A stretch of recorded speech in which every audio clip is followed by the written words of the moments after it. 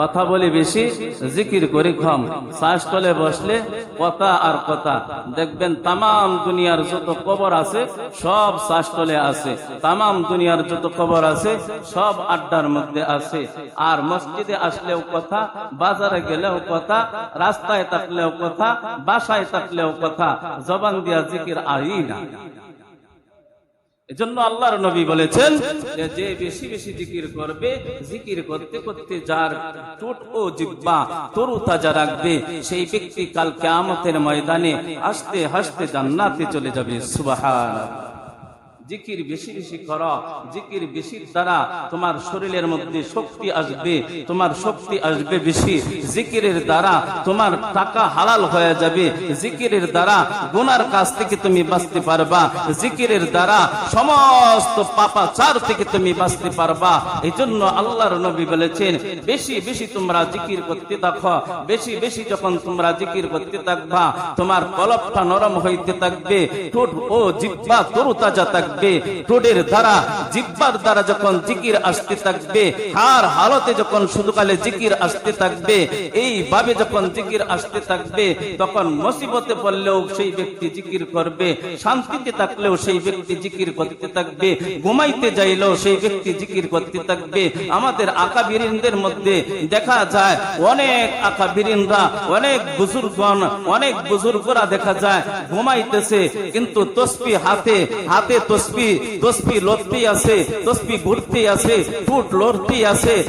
তসবির মধ্যে না গনে আঙ্গুলের গিরার মধ্যে গনতেছে, আঙ্গুলের গিরার মধ্যে দেখা যায় আঙ্গুল বুড়ে আঙ্গুল এই গিরার মধ্যে বাইজা আছে, কিন্তু উনি ঘুমাইয়ে রয়েছে।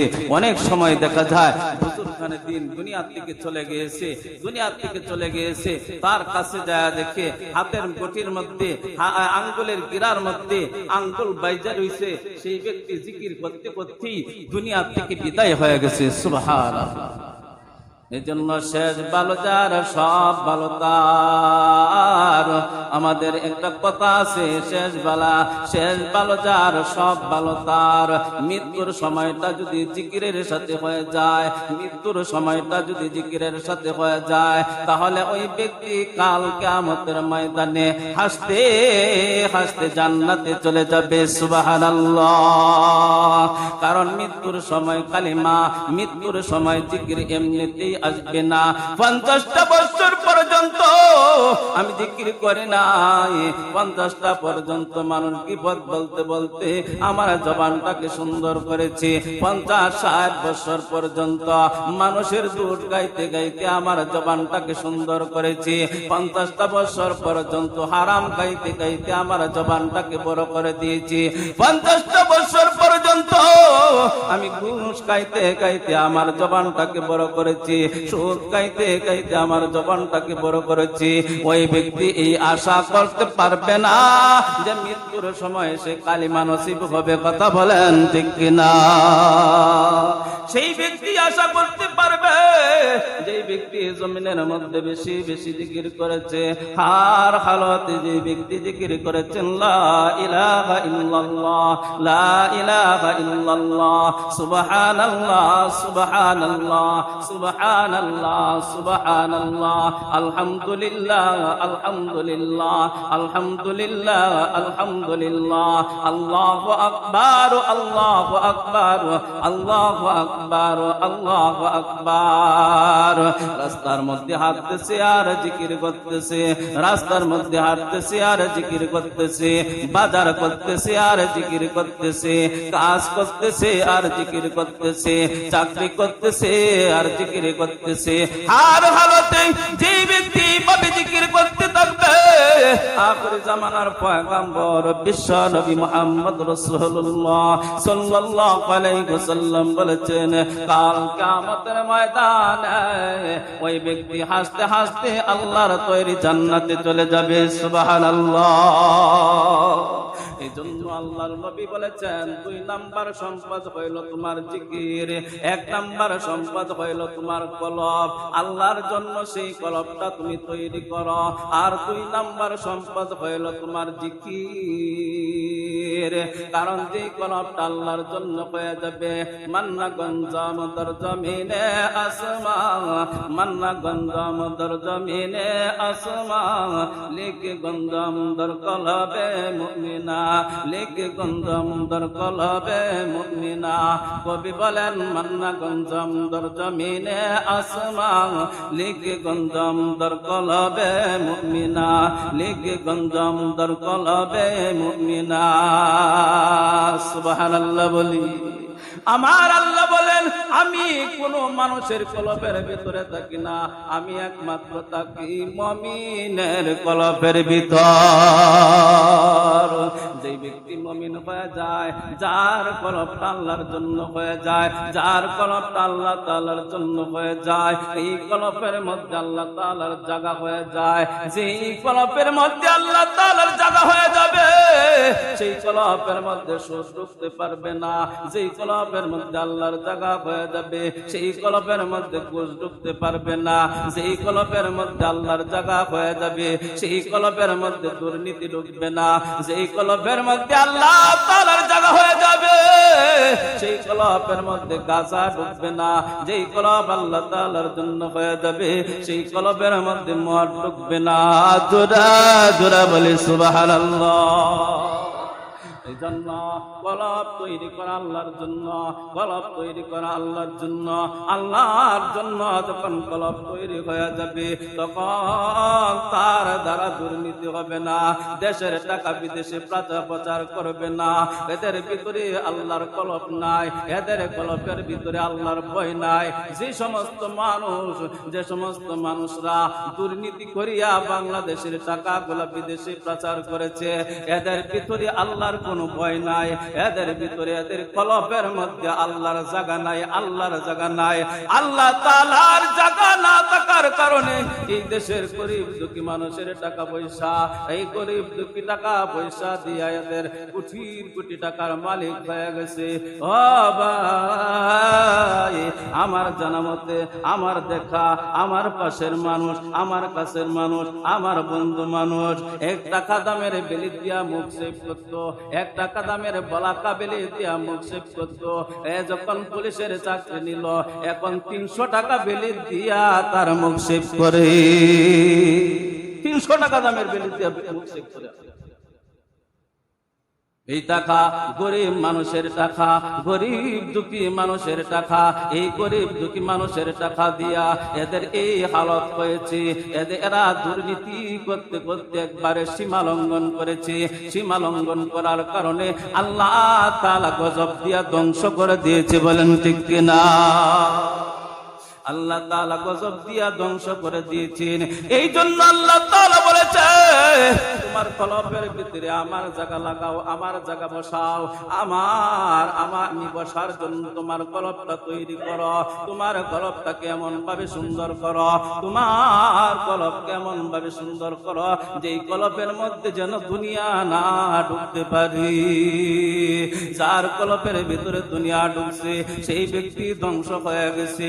যার কলবের ভিতরে দুনিয়া ঢুকছে, সেই ব্যক্তি ধ্বংস হয়ে গেছে।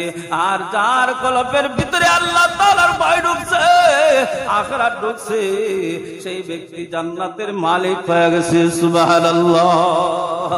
যার ভিতরে আল্লাহর ভয় ঢুকে না, তার দুনিয়ার জমিনে শান্তি নাই, আখিরাতেও তার কোনো শান্তি নাই। দুনিয়াতেও লাঞ্ছিত হইতে হবে, আখিরাতেও লাঞ্ছিত হইতে হবে।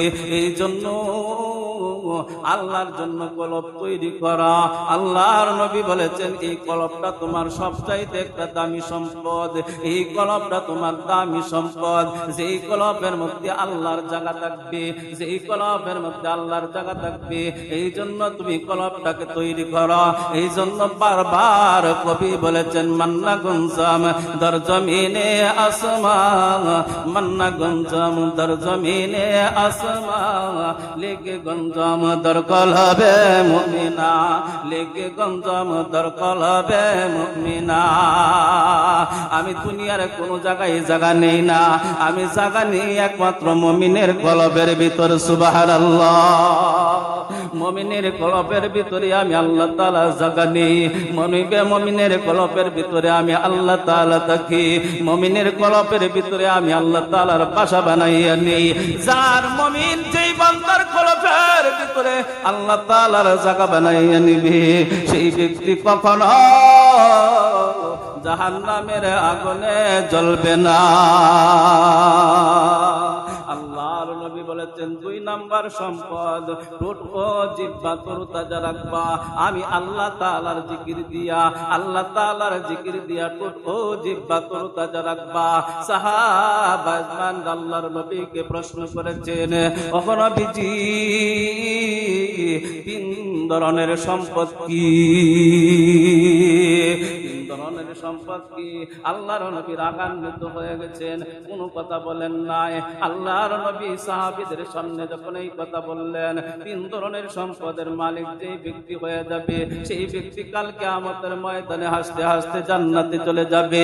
সাহাবাগণরা জিজ্ঞাসা করলো, নবী গো 3 ধরনের সম্পদ কি গো নবীজি? হুজুর পাক সাল্লাল্লাহু আলাইহি ওয়াসাল্লামের মেজাজ তখন চড়া ছিল। আল্লাহর নবী কোনো কথা বলেন না, রাগান্বিত হয়ে গেলেন। এর মধ্যে হযরত আবু বকর সিদ্দিক রাদিয়াল্লাহু তাআলা আনহু হুজুর পাক সাল্লাল্লাহু আলাইহি ওয়াসাল্লামের অবস্থাটা আবু বকর সিদ্দিক রাদিয়াল্লাহু তাআলা আনহু জানতেন। কারণ আবু বকর সিদ্দিক রাদিয়াল্লাহু তাআলা আনহু হইলেন হুজুর পাক সাল্লাল্লাহু আলাইহি ওয়াসাল্লামের বাল্য বন্ধু। ছোট কাল থেকে তারা 2 জন একসাথে ওঠা বসা ছিল, একসাথে খানাপিনা ছিল, একসাথে চলাফেরা ছিল। মাত্র 2 থেকে 3 বছর মাত্র ব্যবধান, 2 থেকে 3 বছর ব্যবধান একজনের বয়স আরেকজন। এইভাবে হুজুর পাক সাল্লাল্লাহু আলাইহি ওয়াসাল্লামের সাথে হযরত আবু বকর সিদ্দিক রাদিয়াল্লাহু তাআলা আনহু সমস্ত সাহাবাগণদেরকে বললেন, তোমরা আর কোনো কথা বলিও না, আমি আল্লাহর নবীর সাথে ডাইরেক্ট কথা বলবো। হুজুর পাক সাল্লাল্লাহু আলাইহি ওয়াসাল্লামের সাথে হযরত আবু বকর সিদ্দিক রাদিয়াল্লাহু তাআলা আনহু যখন ওঠা বসা শুরু করে দিলেন, হুজুর পাক সাল্লাল্লাহু আলাইহি ওয়াসাল্লামের মেজাজ যখন ঠান্ডা হইলেন, হযরত আবু বকর সিদ্দিক রাদিয়াল্লাহু তাআলা আনহু হুজুর পাক সাল্লাল্লাহু আলাইহি ওয়াসাল্লামকে জিজ্ঞাসা করলেন, ও নবীজি 3 ধরনের সম্পদ কি গো নবীজি? তখন হুজুর পাক সাল্লাল্লাহু আলাইহি ওয়াসাল্লাম বললেন, 1 নাম্বার হইল আল্লাহর জন্য কলব, 2 নাম্বার হইল আল্লাহ যার ঠোঁট ও জিহ্বা তরতাজা থাকবে আল্লাহর জিকিরে, 3 নাম্বার হইল যার নফসটা আল্লাহর জন্য কোনো গুনার কাজ ব্যয় করবে না। সুবহানাল্লাহ বলি। আল্লাহর গুনার কাজের মধ্যে কোনো ব্যয় করবে না। হুজুর পাক সাল্লাল্লাহু আলাইহি ওয়াসাল্লাম 2 নাম্বারটা বললেন। 2 নাম্বার সম্পদ হইল, 2 নাম্বার সম্পদ যার ঠোঁট ও জিহ্বা তরতাজা থাকবে আল্লাহর জিকিরে, সেই ব্যক্তি কাল কিয়ামতের ময়দানে হাসতে হাসতে জান্নাতে চলিয়া যাবে।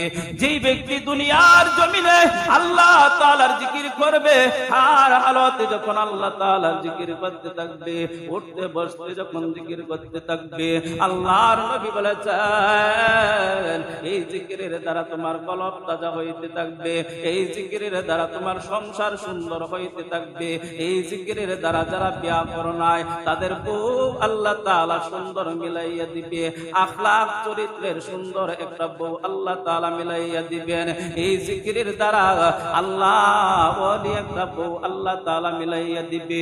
এই জন্য যুবক ভাইরা খালি মুরব্বিরা জিকির করবে, যুবকরা জিকির করবে না এরকম না। ও যুবক ভাইরা জিকির করতে রাজি আছেননি? জিকিরের দ্বারা আল্লাহ তাআলা এমন একটা সম্পদ সম্পদ, এমন একটা সম্পদ তোমাকে আল্লাহ তাআলা দান করিয়া দিবে, যার ঠোঁট ও জিহ্বার মধ্যে 24 ঘন্টা জিকির থাকবে, উঠতে জীবিতা জিকির থাকবে, বসা অবস্থায় জিকির থাকবে, দাঁড়ানো অবস্থায় জিকির থাকবে, হাঁটা অবস্থায় জিকির থাকবে, শোয়া অবস্থায় জিকির থাকবে।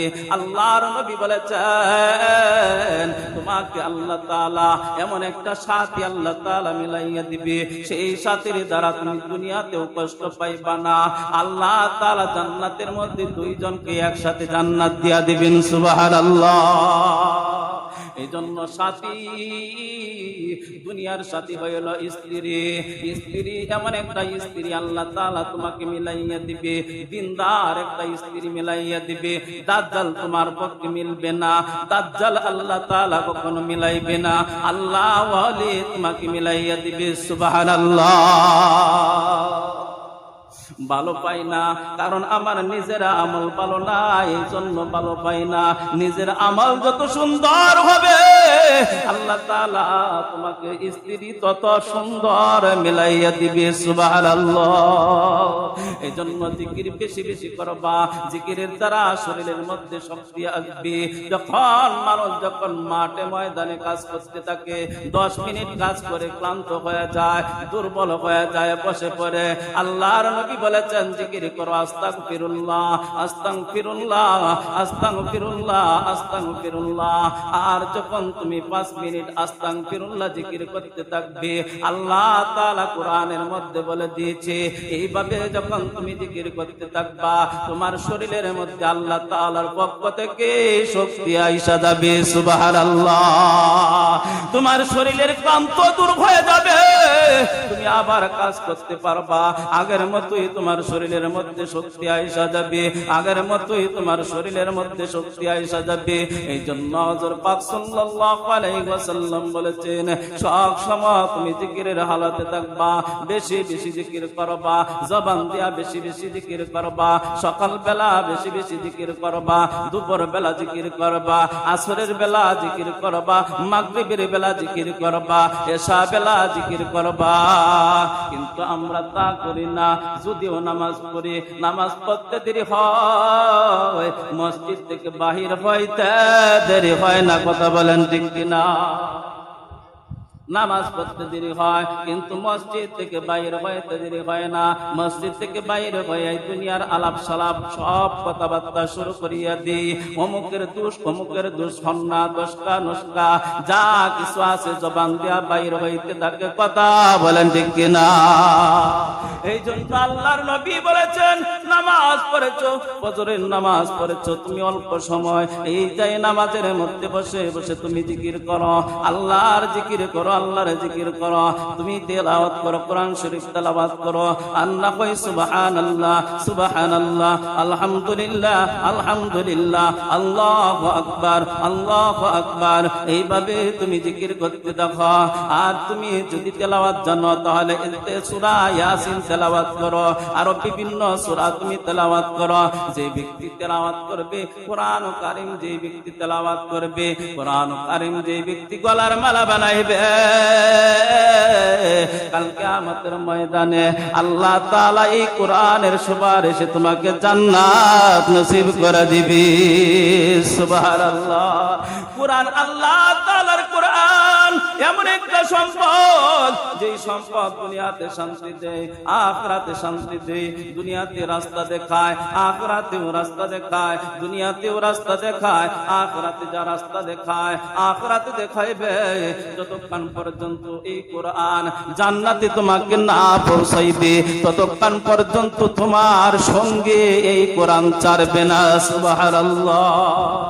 কোরআন এমন একটা সম্পদ, কোন মানুষ যদি মুমূর্ষু অবস্থায় থাকে, আখির জামানার পয়গম্বর বলেছেন, আর তার পাশে বসে যদি সূরা ইয়াসিন তেলাওয়াত করা হয়, আগেও বলেছি আজরাইল আলাইহিস সালাতু ওয়াস সালাম মানুষের কাছে দুই ধরনের ফেরেশতাকে নিয়ে আসে।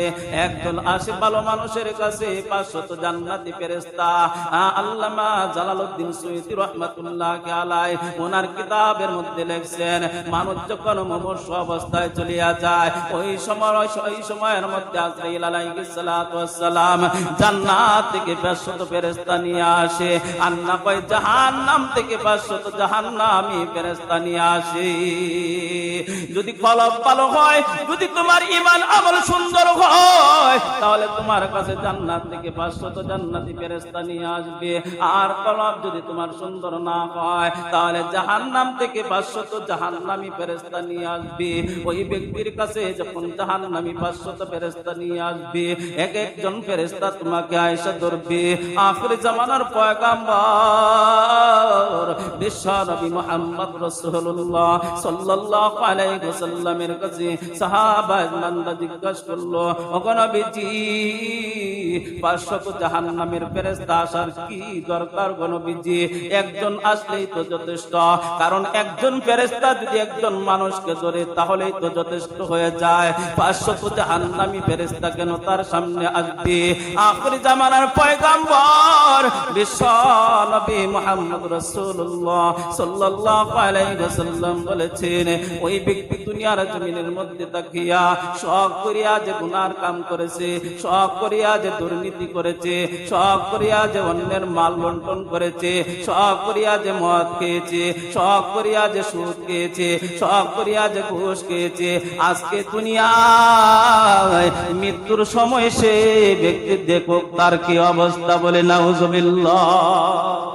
এই জন্য আখিরে জামানার পয়গম্বর বিশ্ব নবী মুহাম্মদ রাসূলুল্লাহ সাল্লাল্লাহু আলাইহি ওয়াসাল্লাম বলেছেন, কোরআন এমন একটা বস্তু, কোরআন আল্লাহ তাআলার এমন একটা কালাম, এই কালাম তোমাকে রাস্তা দেখাইবে। এই কালাম যে গ্রহণ করছে সেই মানুষ হয়ে গেছে, আর যে ছেড়ে দিয়েছে সে কোনো মানুষ হইতে পারে না।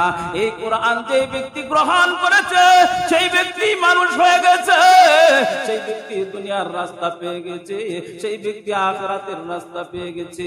ওই ব্যক্তি যে ব্যক্তি কোরআন ধরছে, যে ব্যক্তি কোরআন মতন দুনিয়া চালাইছে, যে ব্যক্তি কোরআন মতন সংসার চালাইছে, যে ব্যক্তি কোরআনের মতন জিন্দেগি হায়াত জিন্দেগি চালাইছে, সেই ব্যক্তি আখিরাতের জন্য জান্নাতের ঠিকানা পেয়ে গেছে। সুবহানাল্লাহ। এই জন্য আল্লাহর নবী বলেছেন, 3 ধরনের সম্পদ তুমি গ্রহণ করো। 1 নাম্বার সম্পদ হইল কলব, 2 নাম্বার সম্পদ হইল তার জবান, 2 নাম্বার সম্পদ হইল জবান। যে জবান দিয়া হার হালতে আল্লাহ তাআলার জিকির বাইর হইবে, সেই ব্যক্তি কখনো গুনার কাম করতে পারবে না, সেই ব্যক্তি কখনো দুর্নীতি করতে পারবে না, সেই ব্যক্তি কখনো মানুষের উপরে জুলুম করতে পারবে না। এই জন্য আল্লাহর নবী বলেছেন, এই জন্য আল্লাহর নবী বলেছেন 2 নাম্বারটাও গ্রহণ করা। আল্লাহর নবী বলেছেন নফসের কথা, যে নফসটা আল্লাহর ভয়ে গুনার কাজ করবে না, যে নফস আল্লাহর ভয়ে জিনার কাজ করবে না। এখন বর্তমানে বিয়া বেশি না জিনা বেশি? কথা বলেন ঠিক কিনা? জিনা বেশি না বিয়া বেশি? জিনা হইতেছে, ঘরে ঘরে জিনা শুরু হয়ে গেছে, হাটে ঘাটে রাস্তাঘাটে জিনা শুরু হয়ে গেছে। এই জন্য আল্লাহর নবী বলেছেন, ও আমার উম্মতেরা রে, তোমার নফসকে তুমি তৈরি করো, আল্লাহর জন্য তৈরি করো। যে নফসের দ্বারা তোমার গুনাহ হয় না, যে নফসের দ্বারা তোমার গুনাহ হয় না, যে নফসের দ্বারা তোমার জিনার গুনাহ হয় না, যে নফসের দ্বারা তোমার দুর্নীতি হয় না, যে নফসের দ্বারা তোমার আর হালতের গুনাহ ছেড়ে দিতে পারো, এমন একটা নফস তুমি তৈরি করো। এই নফস হুজুর পাক সাল্লাল্লাহু আলাইহি ওয়াসাল্লাম আরেকটা হাদিসের মধ্যে বলছেন, যে ব্যক্তি 2টা জিনিসের হেফাজত করবে, ওই বান্দার জন্য, ওই উম্মতের জন্য জিম্মাদার আমি হয়ে যাব, আমি নবী জিম্মাদার হয়ে যাব তাকে জান্নাতে নেওয়ার জন্য। সুবহানাল্লাহ। 2টা জিনিস যে ব্যক্তি গ্রহণ করবে, ওই ব্যক্তিকে আল্লাহর নবী সুপারিশ কইরা জান্নাতে নেওয়ার জন্য আল্লাহর নবীর উপরে ওয়াজিব হয়ে যাবে। ওয়াজিব হয়ে যাবে। এই জন্য বলেছিলাম ভাইয়ের আমার, ঈমান আমল যখন মজবুত থাকবে তখন আমার দুনিয়া সুন্দর হবে, আমার আখিরাত সুন্দর হবে। ঈমান আমল আমার মজবুত হবে না, দুনিয়া সুন্দর হবে না, আখিরাতও আমার সুন্দর হবে না, আখিরাতও আমার সুন্দর হবে না। এই জন্য ঈমান আমল মজবুত করো, 5 ওয়াক্ত নামাজ পড়ো। ঈমান আমল মজবুত করো, 5 ওয়াক্ত নামাজ পড়ো। ঈমান আমল আপন হয়, ঘর বাড়ি তো কারো নয়। ঈমান আমল আপন হয়, ঘর বাড়ি তো কারো নয়। আজান শুনে মিনারাতে জামাত ধরো দিনে রাতে, আজান শুনে মিনারাতে জামাত ধরো দিনে রাতে। কথা বলেন ঠিক কিনা? ঈমান আমল যদি আপন না হয়, ঈমান আমল যার আপন হয়ে যায়, ঘর বাড়ি তোমার আপন হবে না। যে বাড়ির জন্য তুমি এত মেহনত করতেছ, যে স্ত্রীর জন্য তুমি এত মেহনত করতেছ, যে ছেলে মেয়েদের জন্য তুমি এত মেহনত করতেছ, সুদে ঘুষে টাকায় না পাহাড় জমাইতেছ ঘর বাড়ি সুন্দর করার জন্য, দুনিয়া সুন্দর করার জন্য, কিন্তু এই সব কিছুই তোমার আপন হবে না। আপন হবে একমাত্র ঈমান আর আমল। আমাদের সকলকে আজকের আলোচনা বুঝে শুনে আমল করার তৌফিক দান করুক। আমরা সকলেই বলি আমিন। ওয়া আখিরু দাওয়ানা আনিল হামদুলিল্লাহি রাব্বিল আলামিন। যারা সুন্নাত পড়েন না